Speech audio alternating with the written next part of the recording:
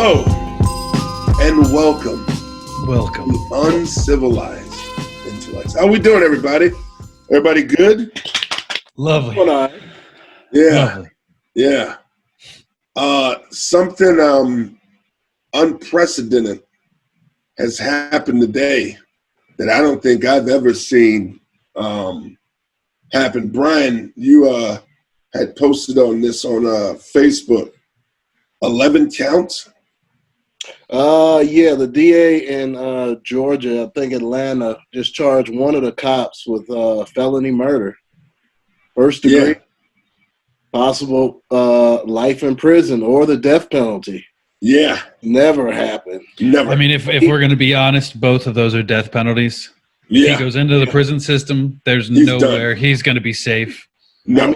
I mean, of all the charges, some of the other excess charges were the guy knew that the taser that the guy turned around and pointed at him had already been fired twice.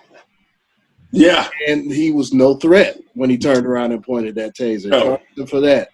They charged him for the fact that they arrested him before they'd even told him he was being arrested for DUI. Yeah. They handcuffed him. Yeah. They charged him with a count because after he shot the guy in the back, he kicked him while he was around with Jesus two bullets in his back. Christ, man. Yeah, so today when they were going through that, they showed actual pictures. When they showed the picture of the cop kicking this man after they shot him in the back, the people in the courtroom were like, oh, they're like gasping for air. They can't believe it. I mean, this guy is kickball kicking this dude, like all the way back from the heavens. So it's like, this is well deserved. The other guy probably feared for his life and feared he was going to go to jail. So he said, look, I'll turn state's witness and I'll testify against my partner, which never happened. That is unheard of a cop. Should that be allowed, though? Should that be allowed in this instance? Was he there? Was he actually there at the time and he didn't do a goddamn thing to stop it? And now he gets off because he's willing to turn on his friend? Yeah, he shouldn't be allowed to do that. He's just as much of the problem and he's just as guilty. Well, he also admitted to what he did wrong, too. Yeah. So he admitted to that. So he admitted to his wrongdoings. He has 3 charges against him, but he also has some things he wants to say. He hasn't released yet, but he also wants to turn. So he's probably going to admit to some things this other officer has said negatively against African I'm going to call Crocodile Tears. Minorities. Huh? I'm calling Crocodile Tears, man. He's saying that because he got caught. That's it. Of course. That's it. Well, then who gives a shit what his statement is? Who gives a fuck? Is he going to face jail time? He should face some jail time. Oh, yeah. He's going to face jail time. Yeah. Okay, cool. Then I'm good. I was going to say, he doesn't get off scot-free because he's turning on his partner. That's some bullshit. He's facing jail time, but he's not going to face as much as he would have faced. Because to be honest with you, in the beginning with just the first guy, the guy that's turning on the other guy, it was fine. It was calm. It was fine. Once the other guy showed up, things started to escalate. You know what I mean? Like, once he said, yeah, man, I'll walk to my sister's, that's done. It. Why? Yeah. Why is this an issue at all? Yeah, because he was asleep in his car. He was asleep in his car. He knew he shouldn't be driving. Yeah. I mean, he, and we can talk about that too, Brian, because I definitely talked about 5 niggas last night about this thing.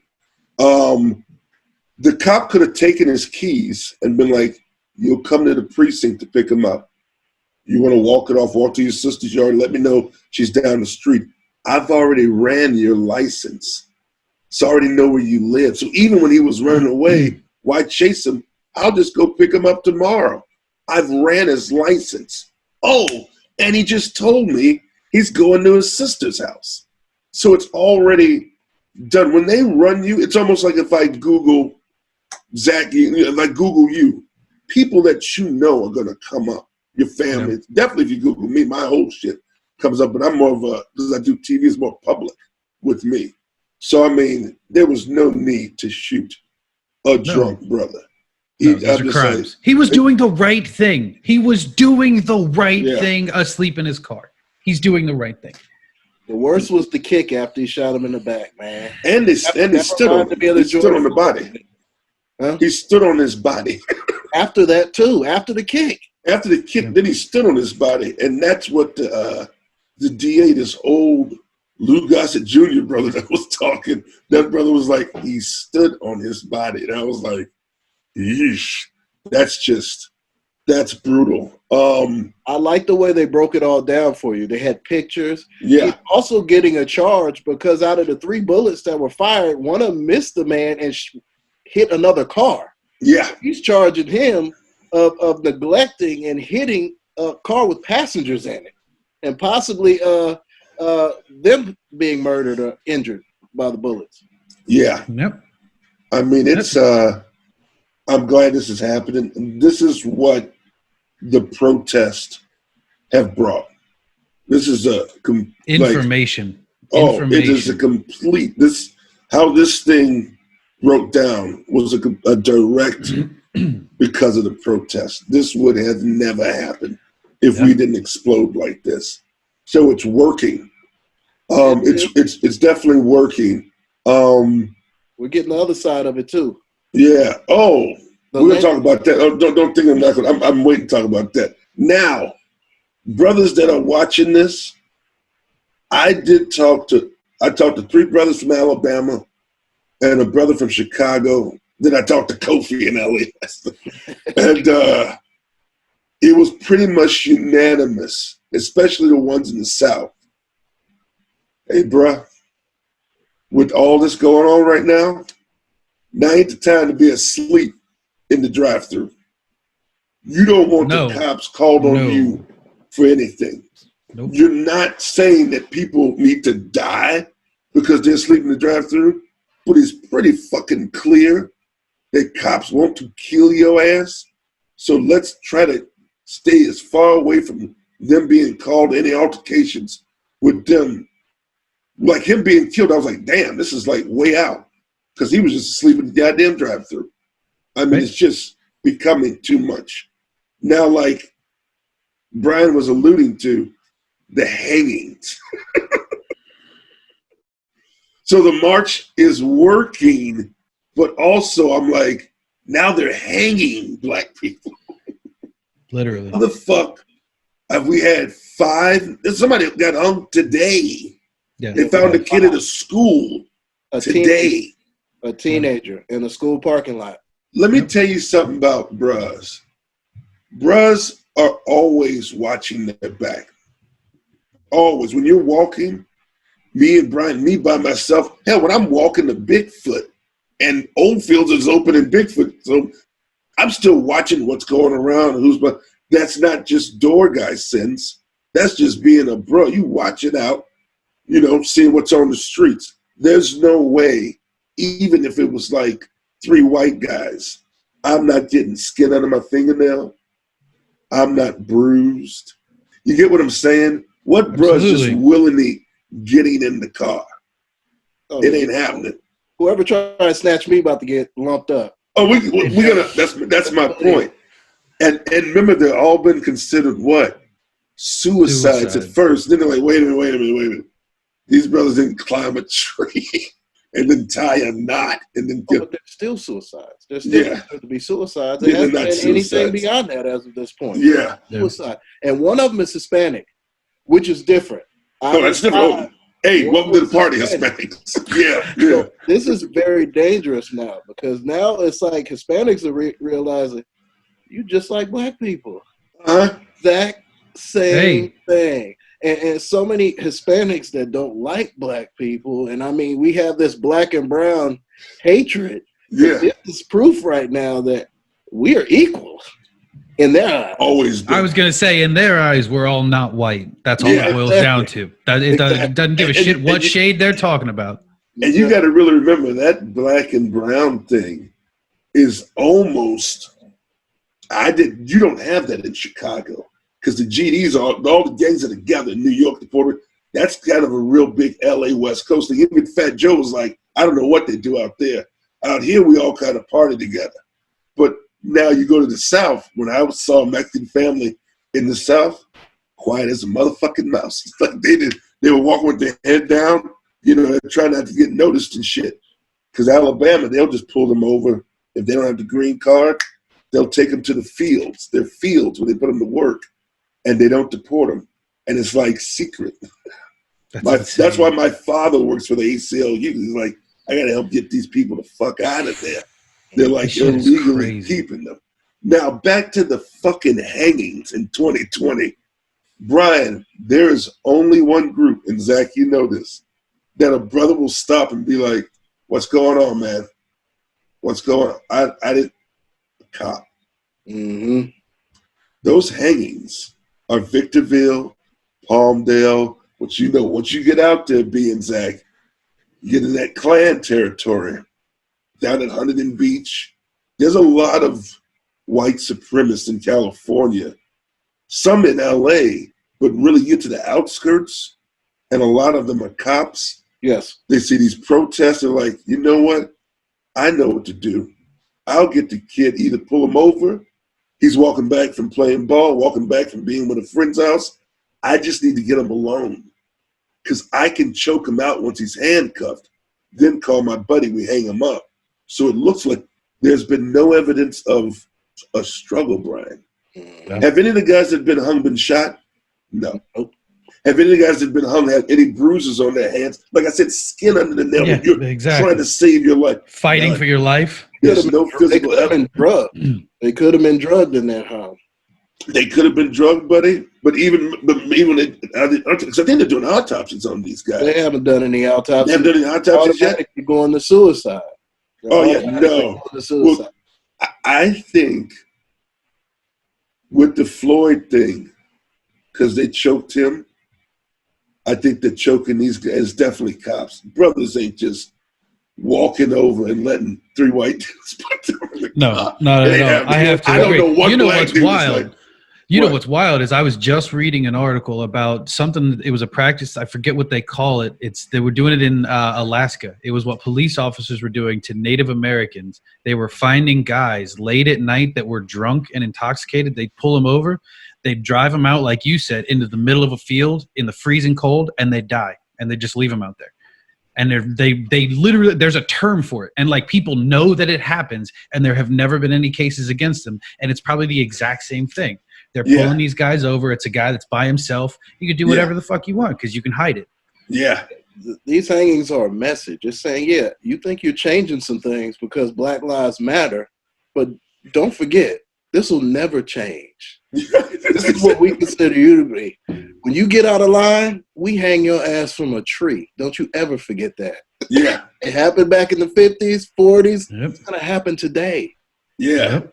You have too many of these KKK members that are under the bridge and are in positions of power in the police force. Yeah. And not just the police force, B. I was just talking about a video with you guys earlier about Michael Henkel, the guy that came out today, the video that came out of this dumb motherfucker in a park ripping down Black Lives Matter signs.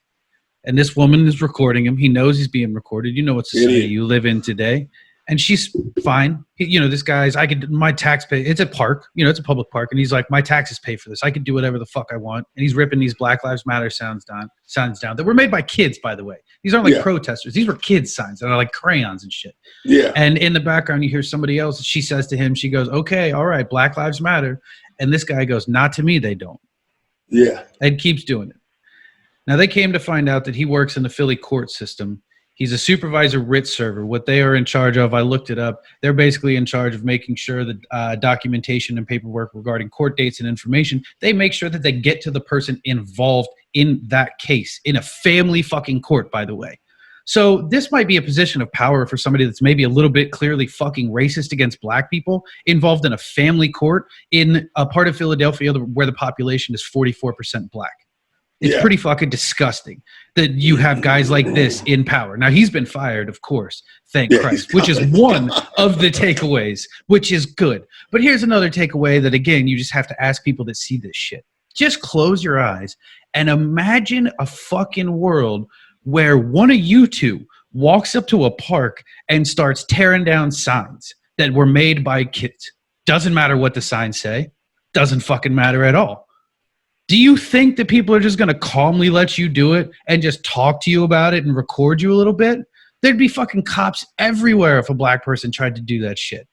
I mean, this is an old white man that literally said, I can do what the fuck I want. Yeah. He says that in the video. Let me make something very clear. until that the DA came on the day in Georgia and laid down that sentence that he did. What you just displayed, me and Brian be dead. Yep. When I watched that tape of that brother in the Wendy's, and he was reaching and tussling, and he started to, as soon as he broke away and ran, I was like, oh, this nigga's dead. He's dead. They're gonna shoot him. Obviously, they're not supposed to, but it's become to the point with a black person, you just get so used to that. You're like, oh, they're gonna shoot this guy. Brian, were you shocked they shot him? No, because they weren't gonna catch him. No. Nigga running. You know that. I mean, in all honesty, he was headed to his sister's house. They wasn't. Yeah, he was like, shit, my goddamn sister. So what other better way to catch him? Yeah, did they shoot that motherfucker? Yeah, they shot that brother. He's about to get away. Yeah, so, the thing that people also forget, you're in Atlanta, and people think Tyler Perry, it's like a Black Hollywood thing on that. Once you leave Atlanta, you're basically in Alabama. Like, Georgia is no joke. Well, yeah, I was gonna say it's Georgia. That is a hilarious thing. You say Georgia, and immediately you think South. I do, at least. You think it's fucking South, but you say Atlanta, and you don't get any of those connotations. No, you think Atlanta. I think of motherfuckers with money, and a lot of brothers with money. But then once you leave that, there's cities in Georgia you can't go to.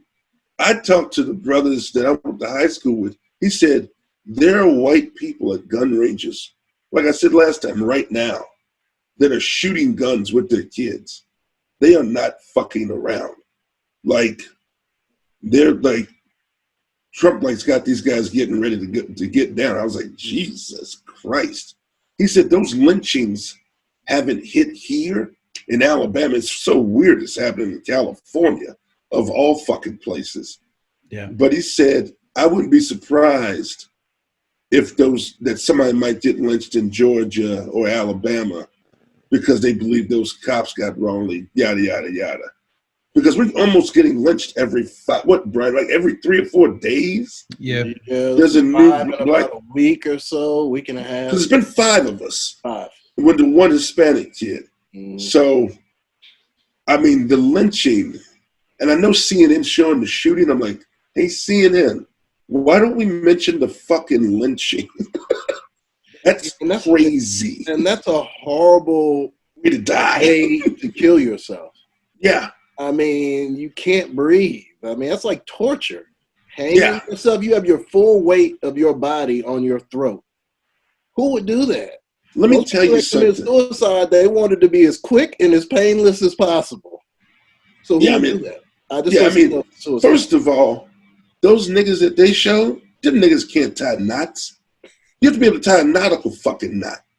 If you line me up 10 brothers right now and say, tie off this truck, because I learned how to do it when I worked at Center Theater Group. I had to tie down props and big set pieces so they don't fly off the fucking truck.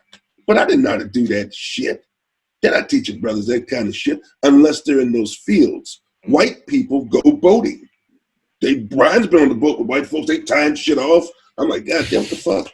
They just know that shit. They ain't teaching brothers that shit. All different types of knots, too. Weird. Yeah, all different types of knots. Look like they were locked. I'm like, what the hell is that? But ain't no goddamn black person gonna climb up first of all, nigga don't know how to climb a tree. Who's a nigga, Huck Finn? Get the fuck out of here. Nigga ain't climbed no motherfucking tree. If I saw a nigga climbing a tree, me and Brian be like, nigga, if you don't get your black ass down out of that, what you picking, apples, nigga? Get the fuck out of the tree. Ain't happening. They ran the truck bed up to the back. First of all, what are these, the strongest white guys ever? They're climbing up a tree with the niggas goddamn weight up. Get the fuck out of here. The hanging is too much. It's too much. I told you, did I tell you about that time I was in Vegas and I went to like one of those gift stores, one of those thrift shops, and a guy had a noose at the front by the register, that burnt at the end of where the knot is, and he was selling it for $25. And I was like, why the fuck is this worth $25? I was like, you got this noose here, where's it worth? He just started laughing. It was like, oh, well, this was used. He tried to say it was used in some movie prop or something like that. But I was like, okay. I just walked out of there because I was like, I'm not even going to get into this because you're so loose that I was worn for $25. So, yeah, that was weird. Yeah. Yeah, I mean, when I cut on CNN now, all the footage, it's so, I don't know what happened to the coronavirus. I guess people still die. We're going to jump into that, Zach, in a little bit. But, I mean, everything is so racial. I mean, here I've been buying those delicious ancient mama pancakes. And I remember my mama in the South would get the ancient mama mix. And she just mix it up with the water, might throw some egg, a little bit of cinnamon, a little sprinkle of sugar. I said, Mama, goddamn, these black-ass slave cakes. Let me get this straight. Black people for fucking 50 to 60 years been going to the store, picking up an ancient mama box. She has a slave fucking rag on her head. And we've been like, this feels about right. Cool, let me get a couple things. And then Mrs. Butterworth was a slave also. They changed that box. But Uncle Ben, just a Ben Vereen, I'm the butler ass nigga rice. Just let's get this the fuck off the show. So, I mean, it's almost like the racism was there, but we just gotten used to the shit that then we look back and we're like, why the fuck was that even happening? When you look at the photos of those two people, it's racist as fuck. Yeah. Ancient Mama's a Negro spiritual song about a maid, like a slave. And then they were selling the dolls for 25 cents, and the entire Ancient Mama family. With the little kids, the little black kid got an American flag shirt on. Like the whole family. You get the rag dolls, and they call them rag dolls too. Yeah. Like, yeah. Because what you do with rags, Brian? Connotations to the imagery, it's just bad. You just throw a rag away, just a rag doll. And people on Facebook like, really? Oh my God. Why are they doing this? Because you fucking idiot. The shit is racial. Next is Uncle Ben's. Oh, Uncle Ben got to go too. Yeah, he got to go. He got to go. He needs to go too. I remember one of my Hispanic cats was like, things happen to us, yada, yada, yada. I'm like, yeah, but in America, this is built on like a black and white thing. This, like, you're not really invited to this party, media-wise especially. It just wouldn't be as exciting because you just don't have the Mexican population in the South at all, and the history. Yeah, I was going to say, the history is the big part. Is where they're like, a black man died, and then like all on the news, and then you have people up in arms, the old white guy ripping off the fucking signs. It's sometimes you got to tell other people like, hey, I know it's bad for you, but this ain't your time. This is our time to kind of try to come through right now. Some things are changing, and I'm on the fence. You went to Uncivilized right now. I know we're getting deep, guys. I know the early episodes. Look, guys, it's COVID, and this is just what's happening. They're hanging niggas. What else do you want me to talk about? Shit. So NBA, I am going to switch, but even the fucking NBA's talking about it because now them niggas don't want to play. And I'm like, I can't blame them motherfuckers. You know what I mean? I agree with Steven Jackson. Stephen A. made a point, though. I was like, he's like, play and make your money, because with the money, you have power to kind of go back into the community and like, I guess build businesses and like create jobs and stuff like that. But I think they might not play, guys. I said last week, you remember what I say? One of the biggest movements that would happen would be if all the black athletes were finally like, you know what? As long as you guys are owned and there's in some way my performance is making a racist ass motherfucker money, you know what? I'm all right. Why don't we just start our own organization? Yeah, Kyrie said that too. What do you think, B? I mean, it's a great idea. Yeah. But I mean, the probability of that, I don't think would. I don't know if that would work. But I mean, it's a great idea. I mean, if these players actually have the savings to hold out, I mean, that's fine. But I mean, I honestly believe that these money. They need to get back to work. You know, it always boils down to money. And then also too, it's like if you don't want to play, you need to be more vocal about what's going on. I mean, all these people that are talking about, oh, I don't want to play, I want to sit out. Well, what are you going to do when you sit out? Because you haven't been doing anything up to this point. So let's jump right in there, exactly. Brian. I'm gonna jump in there right there. Kyrie, you cannot play, but then are you gonna open up like some, like, I don't know, like Tiger Woods did this. He did it in fucking Orange County, but he opened up like a learning center to help the youth in the, in the inner city of Orange County. I was gonna say, he should have put the motherfucker with black people, and they need this shit. Right.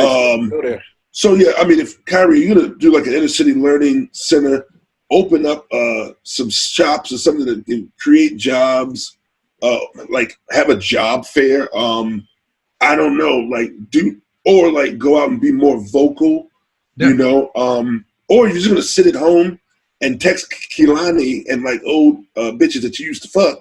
Then that really doesn't help. You sitting out and not doing anything, that doesn't help anything.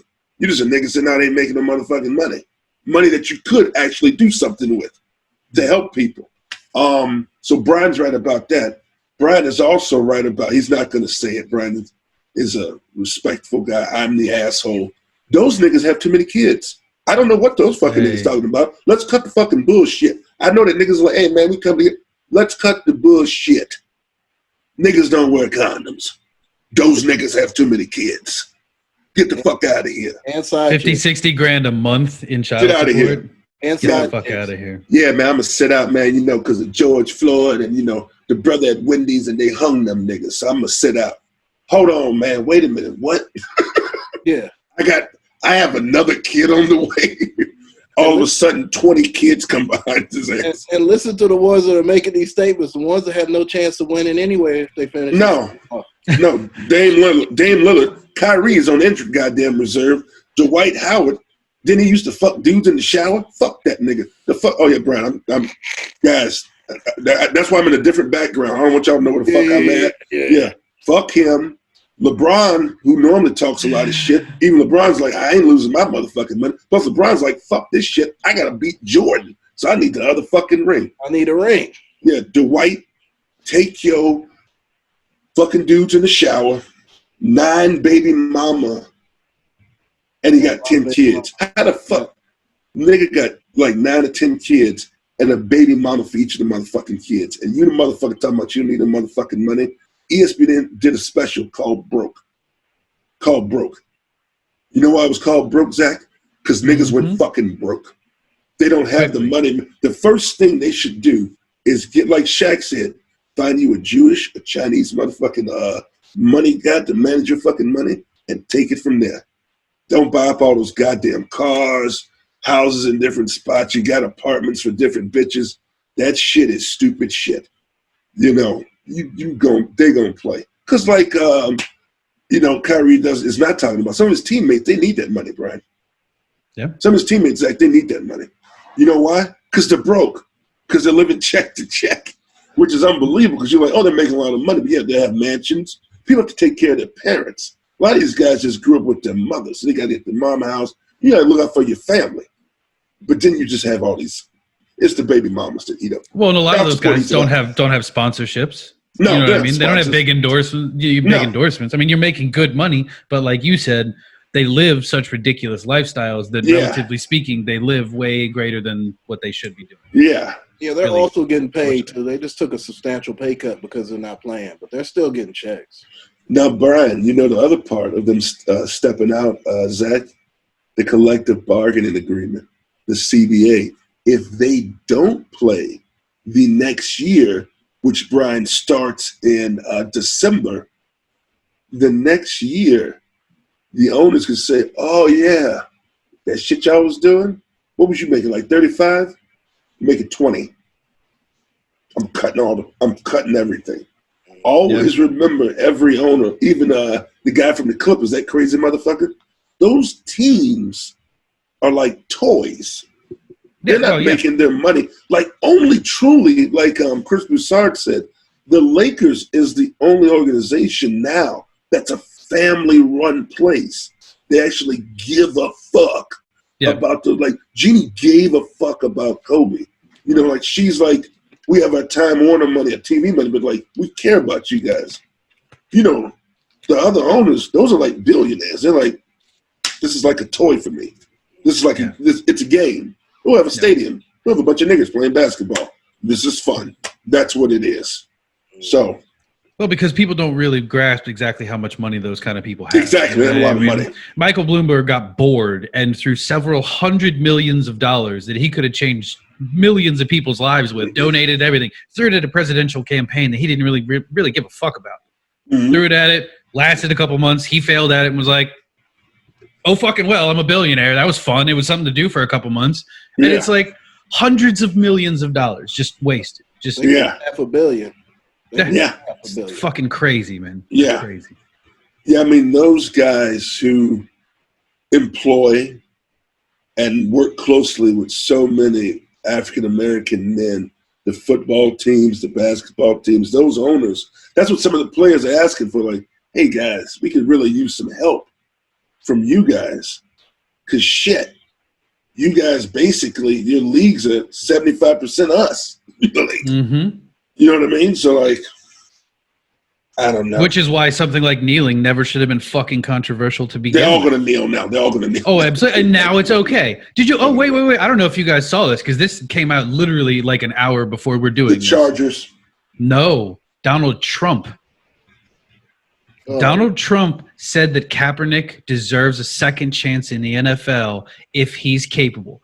This fat cocksucker that called him a son of a bitch, that was the leader of this fucking anti-kneeling movement, once he lost the NFL and the NASCAR backing him with all these fucking inbred hillbillies, once he lost that backing about kneeling, now he comes out and says Kaepernick deserves a job in the NFL. I'm just like, I'm done, you guys. I'm out.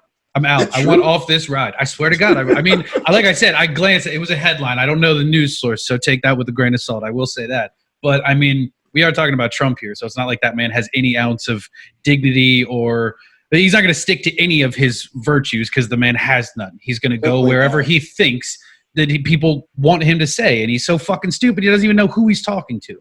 Yeah, the best statement I said is the reason that you are never going to change a Trump supporter's mind is because his success in their eyes is not based on what he does and what progress he makes. His success is based on what he does against the people that they don't like. And as long as he keeps doing that, he's succeeding in their eyes, and you're never going to fucking change his mind. That man has done nothing successful in this country his entire presidential career, but he has fucked over a lot of people. And that to his supporters is enough that they're happy with him, and they're never going to change. Wait, Brian, you about to jump in. Oh, no, it's okay. You good. Hey, Zach, that $1,200 check, though. Hey, Trump, I see you, nigga. That $1,200 check, you orange nigga. I see you. One payment of $1,200. Yeah, one payment of Yo, Trump, I see you, nigga. Thanks, homie. I want to, since we're just red fucking hot this show is fuego. Them banning, once again, I'm from Alabama. Like Brian has said many times, he's seen my feet. If you have seen a filet of catfish that's been deep fried and seasoned in cornmeal, I've told Brian I used to walk barefoot to the snow. I've told Brian I used to carry a pallet and I screwed 2 skateboards on this old black shit. And I used to wheel, Brian, with a rope. I can't tie a rope. I would wheel a lawnmower down the fucking street. My sisters are going to listen to this and be like, that nigga did do that with a gas can. I would go to houses and knock. I'll cut you. Hey, y'all, I cut your grass and weed your lawn for $20. And I do front and back. And I'd go cut grass. I'm telling you right now, nothing's bigger than that NASCAR shit. Because I lived it. And Zach trying to be in the cut. Zach from Ohio. Hey, you know what I'm talking about. NASCAR is like the NHL too. Yes. So yeah, well, you remember when the NHL got its first black player, and then everybody's like, "What? Yeah. Are you fucking kidding me? A when black guy that knows how to ice skate? Dude, when they stopped the Confederate flag, Yeah. and I think I texted Zach, and he was like, "Wow, that's crazy." I called my friends in Alabama, and one of them was like, "I ain't leaving the house for a week." Because he got scared. Did you see there was one NASCAR driver that made like a big statement and said that he was retiring, and the guy has never won a single fucking race? And even the NASCAR came out and was like, nobody gives a fuck, man. Like, this is the wrong time to make this political statement, and you're on the wrong side, dickhead. Like, we don't even want you here. And then ESPN brings out this nigga that looks like the quarterback from Seattle. Who's the quarterback from Seattle? Bubba. Yeah. I said, this brother like the brother that's the quarterback. And I was like, this brother's a star. Yeah. He's a star in NASCAR. Oh, and then all the NASCAR guys came out. And then one guy on his hood, he had Blue Lives Matter. I was like, oh, shit. Well, yeah, that's because Bubba Wallace is going to be in a car that says Black Lives Matter. So they have another one that said blue, back the blue. That's what it says. Hashtag